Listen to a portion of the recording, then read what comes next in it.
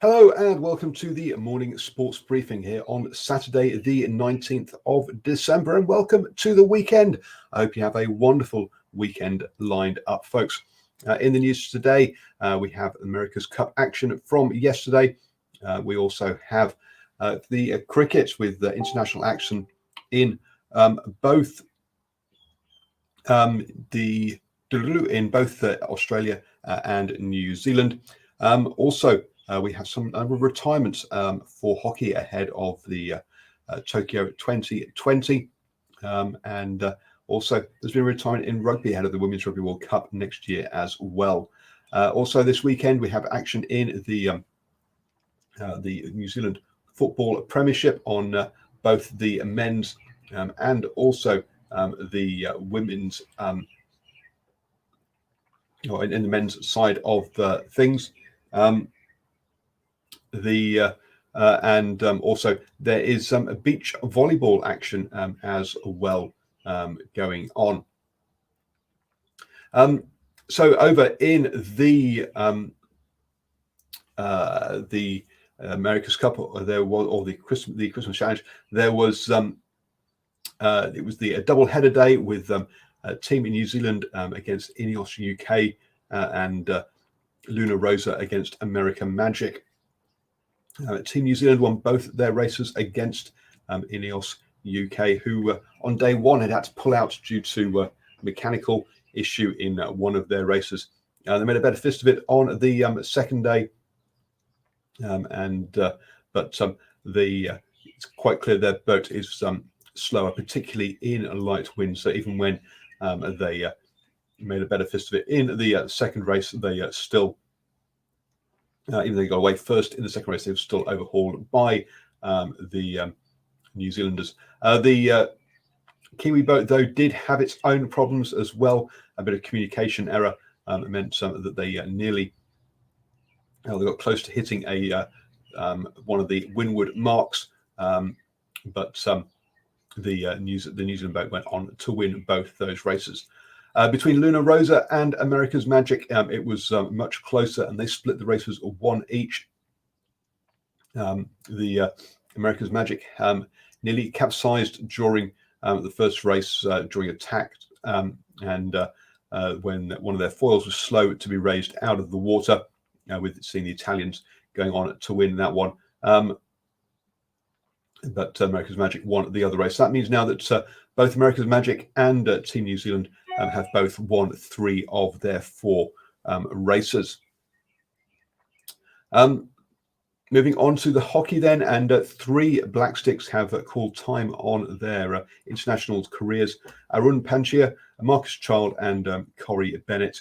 Arun Panchir with 287 caps. The defender there will be missed. Clearly, he's the 5th most capped Black Stick of all time.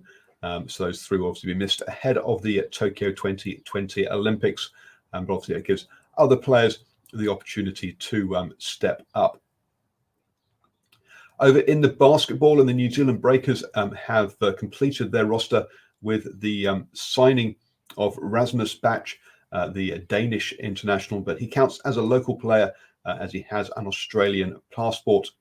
The 25-year-old has been playing in Europe, but he's looking forward to come over and play in the Australian League. So there we go.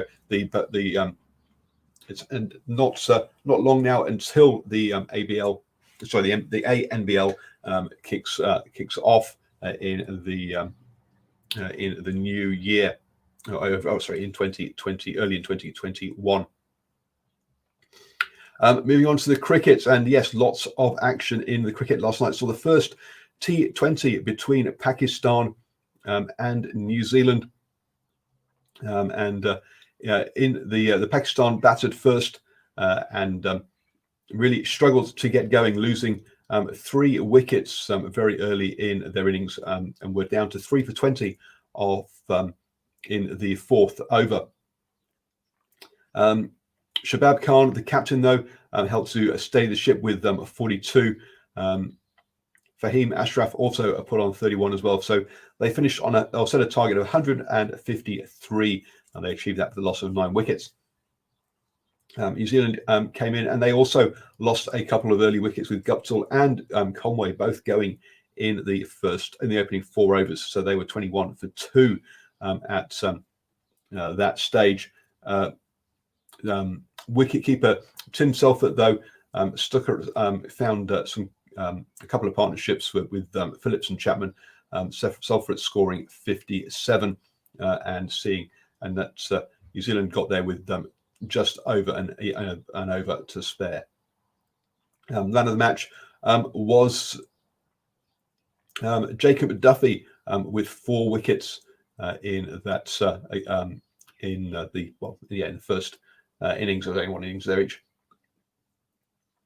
Also, the first day-night test match between India and Australia, and we got through to the second day. Remember, in day 1, Australia were all bowled out for 244, and Australia had made to no loss by the end of play. That wasn't happening the second day, though, where they were all bowled out for 191. Tim Paine, the captain and wicketkeeper, was left stranded on 73.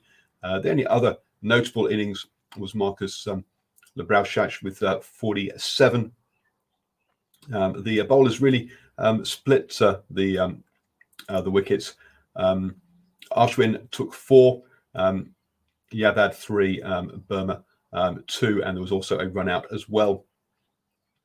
In reply, there were just 6 overs before the close of play, but India lost their opener, Pravith Shaw, for just 4 runs. They are now at 9 for 1, with a lead of just 62 runs with 3 days to go. This one is definitely going to be a result unless there's an awful lot of rain over there in Adelaide. We also have the Pakistan Shaheens against New Zealand A taking place up in Whangarei. Pakistan scored 194 in their first innings. In reply, New Zealand took a slight lead with 226. Rachin Ravindra continued his good form, scoring 70, opening alongside Henry Cooper, who unfortunately went for a duck. Other notable innings: Cam Fletcher put on 57, and Nathan Smith also got 40. For the Pakistan, Mohammad Abbas with 4 wickets led the way for the bowlers, with Butt and Shah both taking 3 each. In Pakistan's second innings, they've already lost Abid Ali for 1 run.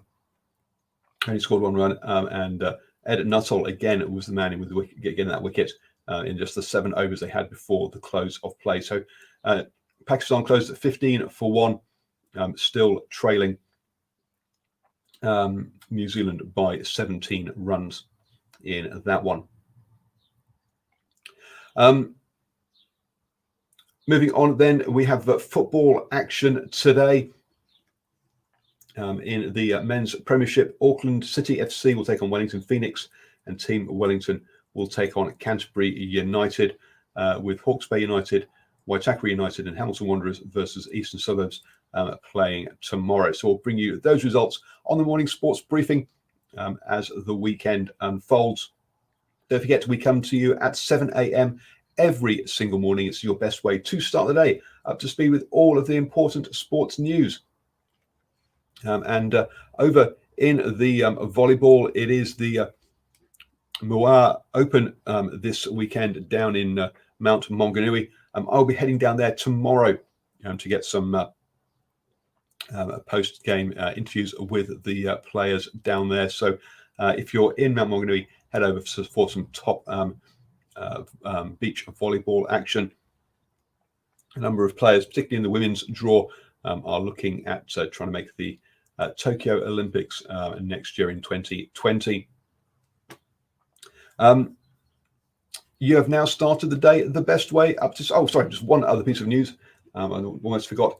In Formula One, Sergio Perez, who won the who got a surprise win in the Grand Prix, the F1 Grand Prix at the Shakir Grand Prix in Bahrain. And he didn't have a drive for next year, but he has now signed for Red Bull and will be driving along Max Verstappen for 2021. So congratulations, Sergio Perez, for landing himself a drive after obviously picking up that victory towards the end of the season. He fully deserves a seat for 2021. You have now started the day the best way, up to speed with all the important sports news. If you'd like to support New Zealand Sports Radio, then there is a link in the show notes below to our Patreon page. That gets you exclusive access to videos, extra videos, and podcasts, as well as articles as well. So do go and check that all out, and have a wonderful start to your weekend, everybody.